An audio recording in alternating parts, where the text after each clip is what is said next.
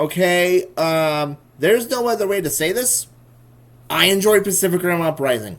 There, I said it. Think, oh, how could you say that? You betraying Pacific Rim first? Like, shut up. My opinion, first of all.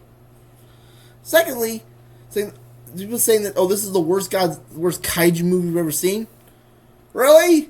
The worst kaiju movie ever made? Did we forget that there are that forget about Godzilla 1998, Reptilian, Dragon Wars, Gamera Super Monster, or Godzilla's Revenge?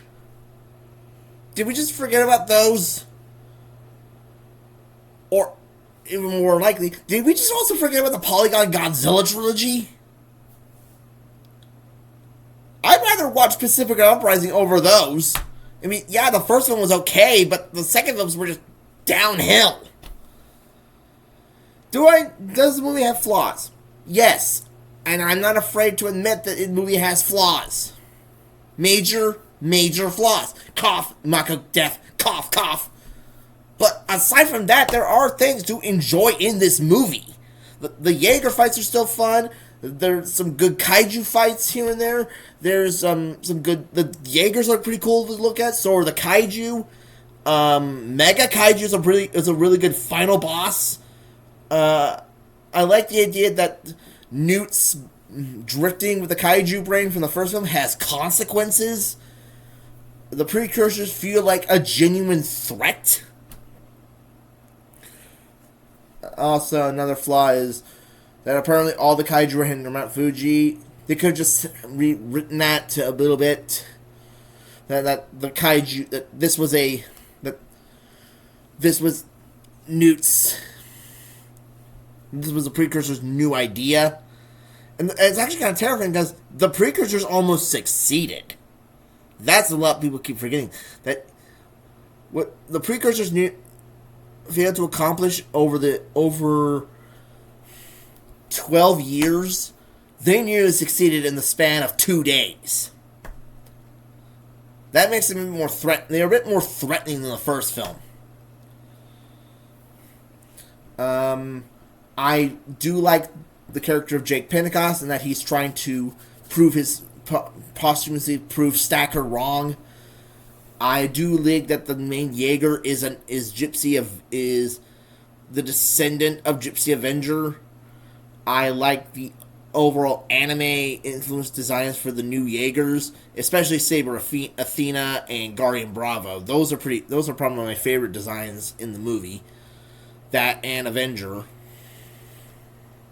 I also really dig Obsidian Fury. It's a good villain for the first and second acts. I dig there's some good body horror with the Jaeger kaiju hybrids. Well, not the Jaeger hybrids. The drone kaiju hybrids. There's some good humor in here. It's a little bit funnier than, say, a Michael. There's some better humor, jokes in here than a Michael Bay Transformers movie. At least there's no fucking fart jokes. I can tell you that much. And the kaiju are treated with more dignity.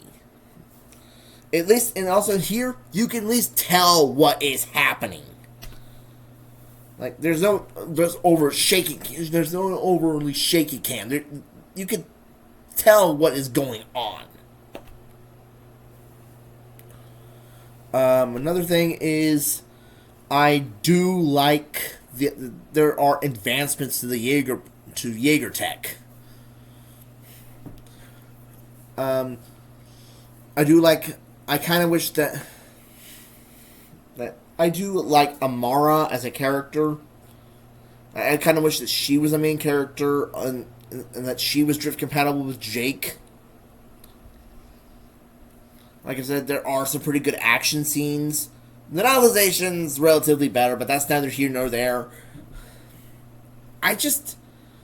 Guys, there are worse sequels and there are worse kaiju movies out there. This is just middle of the road. This is a average summer blockbuster at best. It's if I were given a choice to watch this, I'd watch it. If it's on, I'm gonna watch it. I'm not. It's not nowhere near as good as the first film. Let's get that out of the way. But I'm okay with that. If it, as a standalone film, it's good. In fact, I'd rather watch this over 1998, over the 1998 Godzilla movie.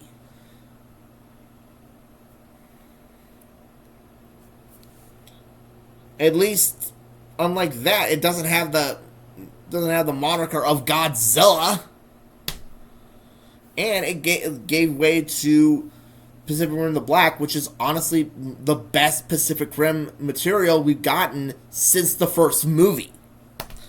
So, I'm okay with this. People say, the people who pretty much are okay with Godzilla 1998, I'm okay with this.